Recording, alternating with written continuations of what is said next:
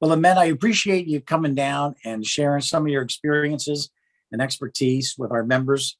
Um, Before we let you go, I have a question for you about the evolution of BPM and advice that you might have some folks that are just starting out in the discipline. But before that, I wanted to mention you look like you've got a great view there. Where are you today?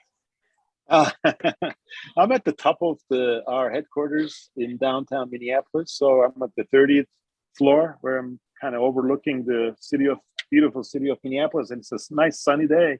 And so, yeah, I thought that this would add a nice background. All right. So you went from BPM Institute San Francisco to the top of the tower there in Minneapolis. It's not bad. Exactly.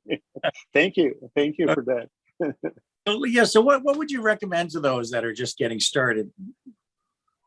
Yeah, that's again, just like with any other thing, there are so many pitfalls, with this too. So you just got to be careful. And, you, first of all, you shouldn't boil the, ocean, again, agile methodology is key here.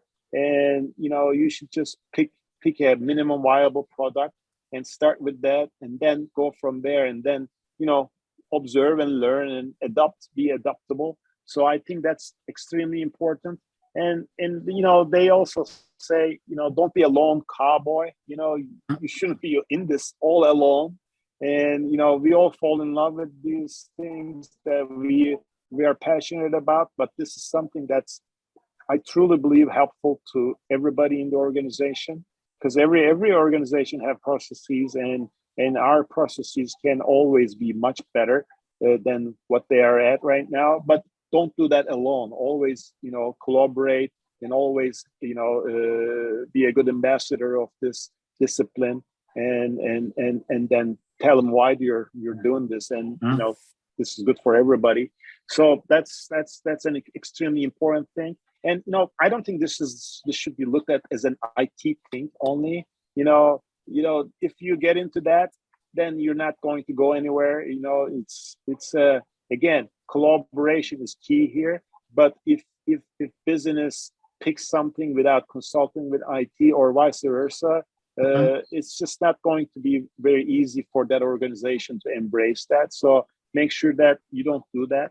And so that's a very good thing. And also, this is really not a secret weapon.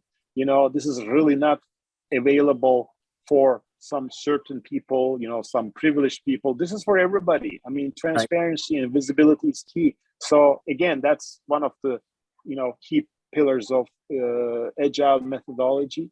So, make sure that this is known by everybody, that you're doing this for transparency.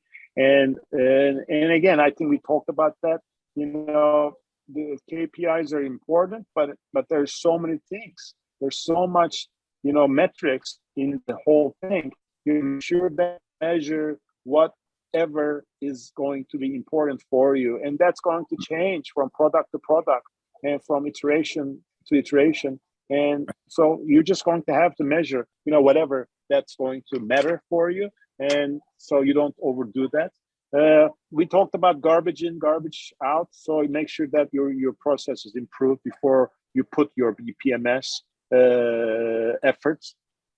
And I don't know. I think if you stick to these things, and if you are keen on having this discipline in your organization, and I think you'll be successful. Yeah, and the marketplace continues to move faster and faster. If organizations want to take advantage of opportunities, they've got to put themselves in the right position. Can you talk a little bit, Matt, about the role of training and certification, and if folks are looking to try to gain these skills, maybe what's the most efficient way to do it? Yeah, I mean, it's really, really matters. It's an individual choice. A lot of people, they don't have any issue, or they like learning online. I personally really preferred in-person learning. Of course, that was before COVID. That was a lot easier to do back then. it was much easier, but even back then, you guys, at BPM Institute, you guys offered some online learning opportunities as well. I mean, it's as part of your learning experience. So it really depends on the person. And Yeah. but these days, I mean, I think things have settled down a little bit, but we're still in a pandemic situation. So if you're not comfortable, of course, go with the online. But maybe it's the hybrid, method that you need to kind of see. Because when one thing that I really like about in person is you really get to feel, get to sit with the other students who are really from the industry. Some of them Right. have already have BPMS. Some of them are just starting out, and so you learn from them. You get their energy, and that's really helpful. I'm not talking about some unknown names. I mean, I've met some really really big company, Mhm. kind of employees from those companies in those Sure. courses that I Well, still talk to. So yeah. those are important. Personally, I miss it. We conducted those face-to-face events for over 20 years. We hope we can get back to it. We've actually got Yep, our September and November events this year are open for both online as well as in-person registration. that's We that's hope we can great. get back, but until then, we've got 6 online events running throughout the year, and so hopefully folks can join and start their BPM journey that way. Well, That's listen, amazing. That's so good. you sharing your expertise with everybody. And best of luck with all your initiatives at US Bank.